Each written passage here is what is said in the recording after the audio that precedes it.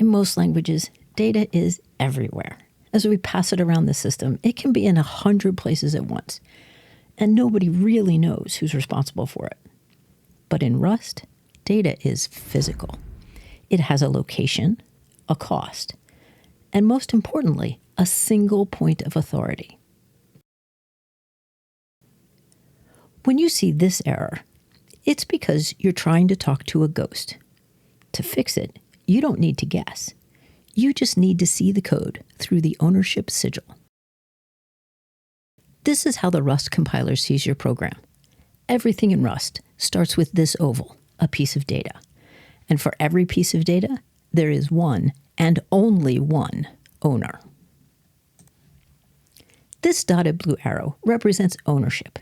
It's the anchor. It determines two things: who's responsible for this data, and when does this data die. When S goes out of scope, the anchor is cut. The data is instantly cleaned up. No garbage collector, no manual freeing, just a clean break. Having a single owner is often good design. Rust just chooses to enforce it. And since there is only one owner, the system can clean up the data when the owner goes out of scope. The way we enforce that rule in our sigil is that there must be exactly one dotted blue arrow. The implications of Rust enforcing that design philosophy are really significant. We know exactly when data will be freed. We can't free something twice. No one can use data after it's been freed, and we don't need a garbage collector. And Rust does this at compile time, not runtime. That's really powerful. In other languages, this might make a copy, or it might make S1 and S2 point at the same thing. But in Rust, this transfers ownership. S1 now has no data. It's a ghost. If you try to use it, the compiler screams because there is no path from S1 to data. This is move semantics. It ensures that even as data travels through your system, it always has exactly one owner. Some data is so small and so simple, like integers, that Rust just duplicates the whole oval. Both X and Y get their own anchor to their own data. No moving required. But for big or heap-allocated data, like strings, Rust insists on moving ownership to keep your memory safe and fast. What if you just want to look at the data? You don't want to take responsibility of ownership, you just want to peek. This dashed yellow arrow is a shared borrow. You can have as many shared borrows as you want. Shared borrows can read, but they cannot touch. As long as these yellow arrows exist, ownership is locked. The owner can't move the data or change it because the observers expect the data to stay exactly as they found it. If you want to change the data, you need something stronger. You need the forge. This solid red arrow is a write access. It represents exclusive access and the ability to change the data. Rust has one strict rule for the forge.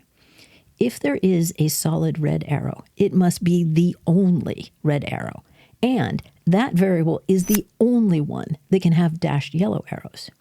No other writers, no other observers. Even the owner can't look at the data. When the hammer is falling and the forge is hot, everyone else must step back. This prevents data races, the chaotic bugs where one part of your code reads a value while another part is halfway through changing it. In Rust, these arrows aren't permanent. They exist only as long as they're needed. Suppose we're building a game, and the game struct has a hash map that owns player objects. We add a player.